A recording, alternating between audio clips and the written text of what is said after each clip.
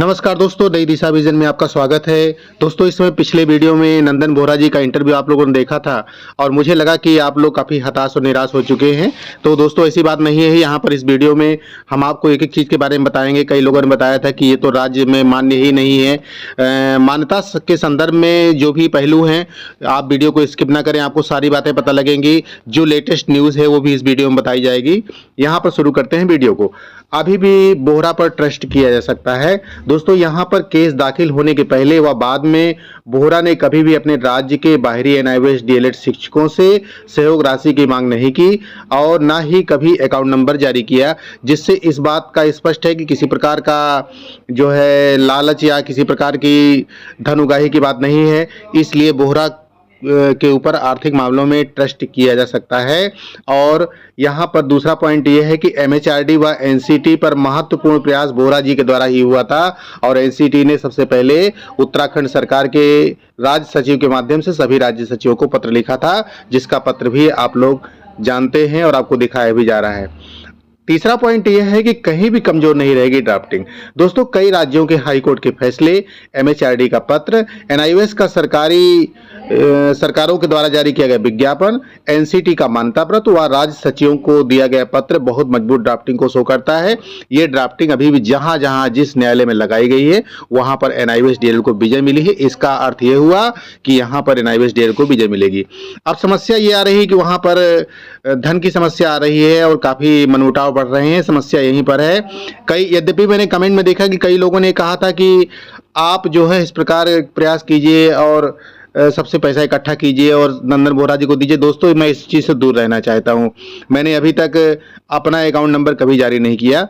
मुझे इस बात से कोई लेना देना नहीं है कि मैं इस बात में किसी प्रकार के धन के मामले में आप लोगों के बीच में आऊं। तो ये मैं अपनी तरफ से प्रयास नहीं कर रहा हूं। लेकिन जो एनआईओएस डीएलएड का मामला है उसमें धन की आवश्यकता है, वो भी सुप्रीम कोर्ट के अच्छे वकील को लेने के लिए एक समस्या बनी हुई है। हालांकि बोहरा जी ने तब भी आप लोगों के इंटरव्यू लेते समय ये कहा था कि हमें फिलहाल जो है आर्थिक समस्या है, लेकिन उसके बावजूद अकाउंट नंबर जारी नहीं किया गया था, जिस बात से ट्रस्ट किया जा सकता है। आपको अगले पॉइंट पे बताते हैं। अमान्य नहीं है एनआईओएस डीएलएड। सुप्रीम कोर्ट में पहुंचा हुआ मामला मान्यता का ही नहीं अपितु गतिमान शिक्षक भर्ती का है, जिसमें बीएड को यह ऑब्जेक्शन है कि जो इस समय गतिमान भर्ती है उसमें एनआईओएस डीएलएड को शामिल ना किया जाए, जिससे जो पद बचते हैं उसमें भी बीएड अभ्यर्थियों को लेकर के भर्ती को पूरा किया जाए। केवल इतनी सी मांग है। वहां पर बीएड पक्ष को एनआईओएस डीएलएड के मान्यता से कोई लेना देना नहीं है, ना ही इस पर कोई काम अब हो भी सकता है। तो यहाँ पर एनआईओएस डीएलएड अमान्य नहीं है, मान्य है। और आगे बोहरा नहीं तो कोई और सही। यहाँ पर इस पॉइंट पर भी मैं बताना चाहता हूँ कि दोस्तों, नेतृत्व जो हमारे यहाँ का है एनआईओएस डीएलएड का इतना कमजोर भी नहीं है। कोई ना कोई आगे आकर के मोर्चा संभाल लेता है। अगर एक बल्लेबाज नहीं चलता तो यहाँ पर ऐसी भी बात नहीं है कि एनआईओएस डीएलएड को किसी प्रकार से दिक्कत होगी। आपके मन में ये प्रश्न होगा कि जो 30% शिक्षक भर्ती है गतिमान, वो भी हाथ से निकलने वाली है। तो यहाँ पर मैं आपको नियुक्ति आदेश के बारे में बताता हूँ।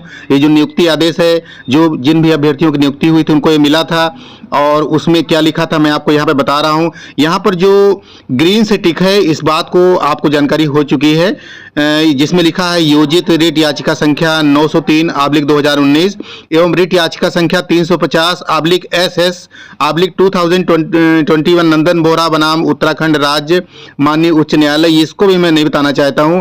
मेरा कहना है यहाँ पर यह नियुक्ति नितांत अस्थायी है, इसके बारे में बताया गया है।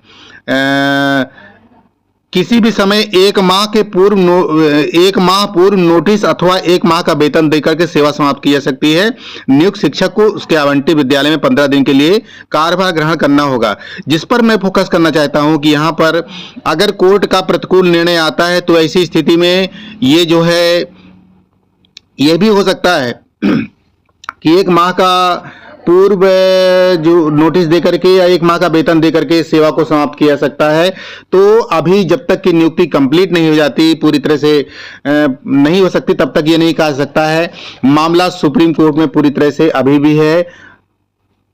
और अगर मान्यता के बारे में अभी भी आपके मन में संशय है तो मैं आपको कुछ पॉइंट्स और बता देता हूं। यहाँ पर उत्तराखंड सरकार के द्वारा जो है एनआईओएस डीएलएड का जब विज्ञापन निकाला गया था तो उस विज्ञापन के समय में क्या कहा गया था, यहाँ पर भी मैं बता देता हूं। उक्त अनुसार यहाँ पर उक्त प्रशिक्षण से समस्त बोर्ड से संबंधित मान्यता प्राप्त विद्यालय आच्छादित होंगे। ये उस समय की बात है जिस समय पर एनआईवीएस डीएलएड का प्रचार हो रहा था, जिसमें सभी 14 लाख जो चिन्हित थे अप्रशिक्षित, उनको प्रशिक्षण की बात कही जा रही थी। यहाँ पर लिखा हुआ है उत्तराखंड सरकार ने भी जो है विज्ञापन दिया था। उक्तानुसार अप्रशिक्षित शिक्षकों को डीएलएड प्रशिक्षण कराए जाने के संबंध में व्यापक प्रचार प्रसार करते हुए समस्त विद्यालयों और शिक्षकों को अवगत कराना सुनिश्चित करें तथा निर्देशित करें कि 15/9/2017 तक अपना पंजीकरण अवश्य करा लें, जिसमें जितने भी अप्रशिक्षित शिक्षक थे उनके पंजीकरण के लिए जो प्रोग्राम चलाया गया था एमएचआरडी के द्वारा, उसी चीज को बताया गया था। यहाँ पर लिखा हुआ है उनको एनआईवीएस द्वारा विद्यालयों को स्कूल कोड और पासवर्ड दिया जाएगा, इस बात को सभी लोगों को जानकारी होगी। तो मैं यहाँ पर ये कहना चाहता हूँ कि यहाँ पे अमान्य जैसे शब्दों का प्रयोग करके आप अपने आप को छोटा जो है प्रदर्शित करने लगते हैं। आप कहीं पर भी अमान्य नहीं है। कई राज्यों में एनआईवीएस डीएलएड अभ्यर्थी नौकरी कर रहे हैं। लेकिन एक पॉइंट पर मैं और चर्चा करूंगा कि अगर अच्छे वकील ना हो तो भी ड्राफ्टिंग आपकी इतनी मजबूत है कि आपको कोई अमान्य नहीं कर सकता। अब ये मजबूत केस के लिए या अच्छे वकील से पैरवी करने पर यह होगा कि मामला थोड़ा जल्दी सुनवाई में आ जाएगा। तो आज जो मुझे कहना था मैंने आपको वीडियो के माध्यम से कहा, सारी बातें आपके कमेंट में आई थी और उनका मैंने रिप्लाई दिया। जो भी घटनाएं आएंगी, जो भी बातें आएंगी, मैं आप लोगों को बताऊंगा। मिलता हूं आपसे अगली वीडियो में। जय हिंद।